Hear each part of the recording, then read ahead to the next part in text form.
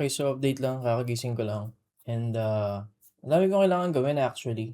Maganda yung morning ko kahapon, literally. Like pagkagising ko kilos agad, same as today, 'no? I was a little bit distracted, pero we just pushed on, ano? And, this is an interesting thing na gusto kong sabihin na nangyayari kahapon, 'no? So, okay ako the past few hours, like so nagising ako sabihin nating mga dito sa time ko is 4 PM. So, pagkatapos ng 4 PM ko same 3 PM, sorry. So, 3 PM asikaso agad. 'Di ko maalala yung ginawa ko nito, eh. I think toothbrush or ligo. Naligo ata ako agad, so ang aga. Tapos around 4 PM ako kumilos. Same as today, 'no? Around 4 PM din ako kumikilos, hindi nga lang ako naligo and magto-toothbrush pa lang and so far. Pero, napansin ko lang sa sarili ko is so nag-work ako na 1, 2, 3, 4, 5, 6, 7 hours ako nag-work.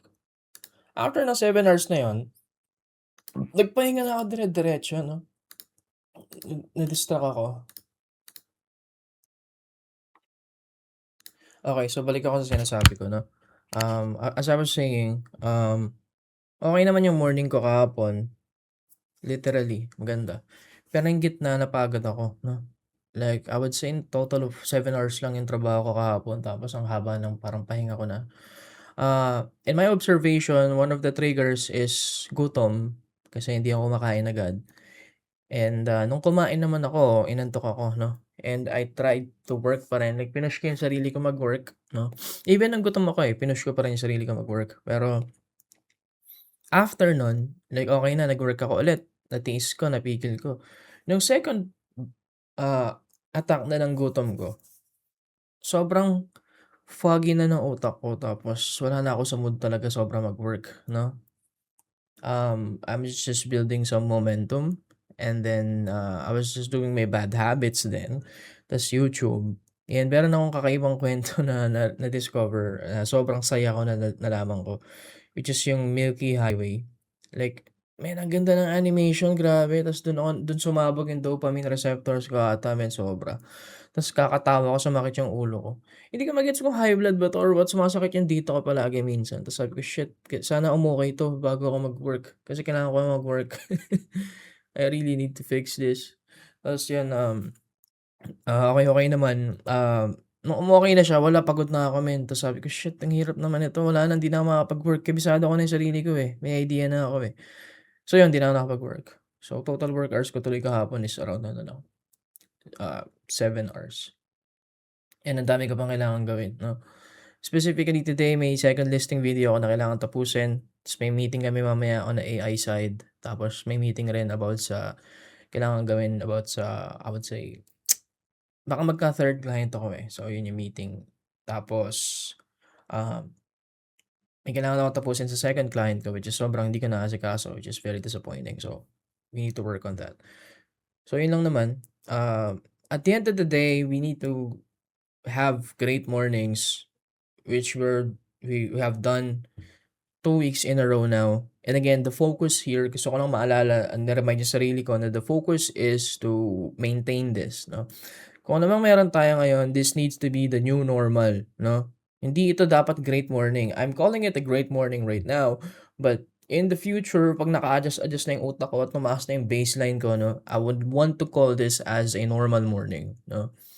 Like, eto na yung mid-morning ko, 'no?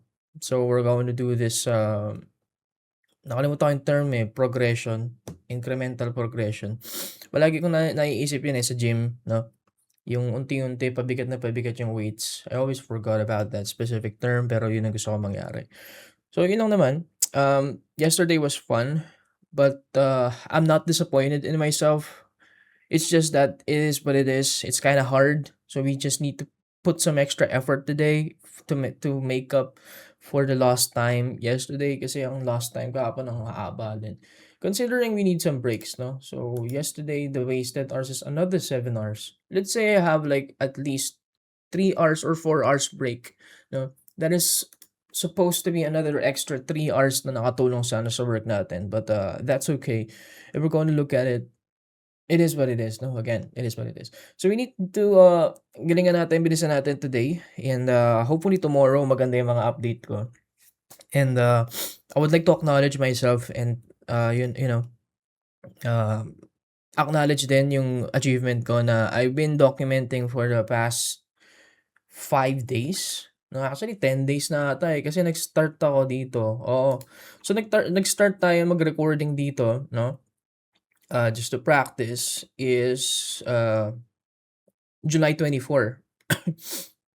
I uploaded this July 24.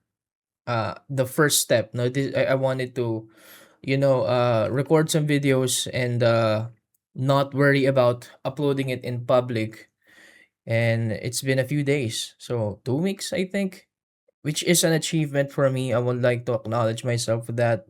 You know, good job sa akin kasi it's not always easy, napakahirap mag-public ng video and, mag-document araw-araw. It's just not easy for the type of person who I am na sobrang inconsistent. If I can make this consistent, this will be a huge proof na I can be consistent if I want to and I have the capacity, no? Magkakaroon tayo ng konting trust pa sa sarili natin. So, yun lang naman and, yeah, see you tomorrow.